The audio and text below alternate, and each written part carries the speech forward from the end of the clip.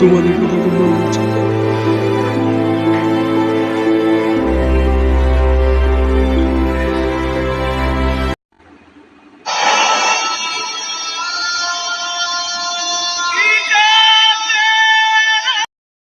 Hello রুদ্র, কি সমস্যা? এত ফোন কেন দিচ্ছিস? তাড়াতাড়ি বল। এরম কেন করতেছস? তুই ছাড়া আমার কে আছে? অ্যাকচুয়ালি আমার কলেজে একটা সমস্যা। তোর কলেজে হাজার সমস্যা, তার মানে কি তুই আমাকে সারাদিন ফোন দিবি? আর আমার বাসায় এখন মেহমান আসছে, আমার ল্যাংলা ফিংলা কথা বলার সময় নেই। সত্যি কি শারীরিকভাবে অক্ষম হওয়া পাপ? ছোটবেলা থেকে শুনেছি সৃষ্টিকর্তা সকলকে সৃষ্টি করেছেন। তিনি তো কখনো তার সৃষ্টির প্রতি ভেদাভেদ করেননি, তবে মানুষ কেন তার সৃষ্টির প্রতি এত ভেদাভেদ করেন? মানুষরা কি পারে না একত্রিত হয়ে বাঁচতে, একসাথে বাঁচতে, সকলকে নিয়ে বাঁচতে? সকল যদি একসাথে বাঁচতো, সকলকে নিয়ে বাঁচতো, সকল ভেদাভেদ ভুলে বাঁচতো, তাহলে জীবন কতটা না সুন্দর হতো।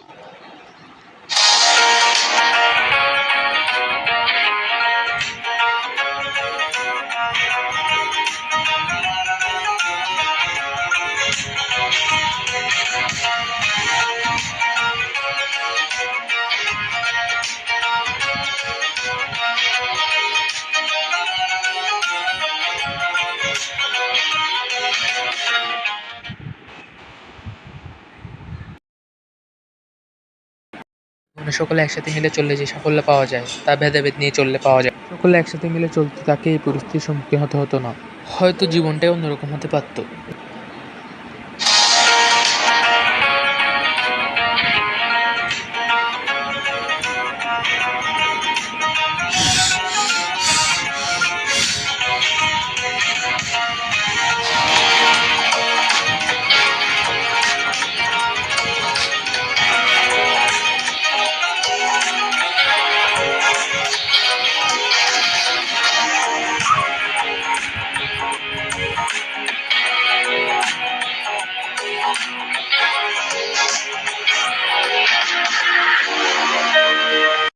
শুনেছি মানুষ বলে জীবনে অপমান ব্যতীত সাফল্য আসে না। আমার জীবনে তো অপমানের শেষ নেই।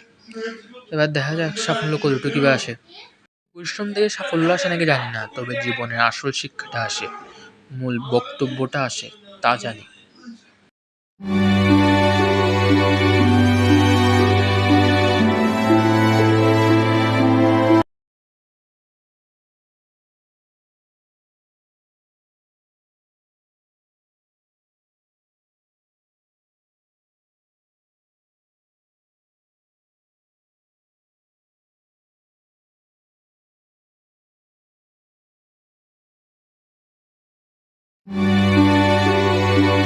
You got the chance to study great.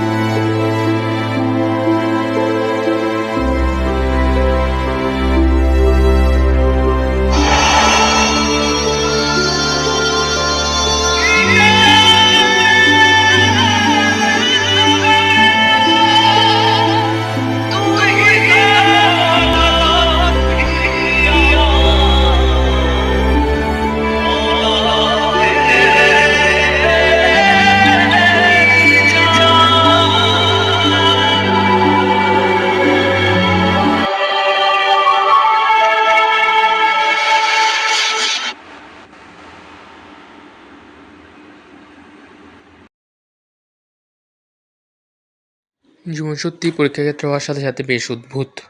সৃষ্টিকর্তা কার জন্য কী ঠিক করে রাখেন তা ঠিকই বলা যায় না। তাই জীবনের প্রতিটি ক্ষেত্রে লড়াই করে বাঁচা উচিত। মনে হতে পারে যাকে আপনি নখের যোগ্য মনে করেন সে আপনাকে কিস্তি মাত দিয়ে দিল।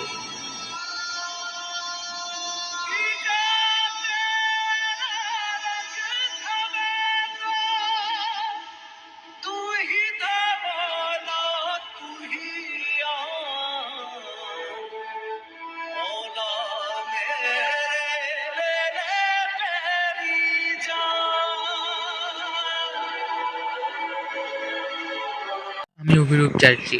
এটি আমার জীবনের গল্প, আমার জীবনের শিক্ষা। জীবনে হেরে যাওয়া নয়, তাতে তার চেয়ে যুদ্ধ করা উচিত।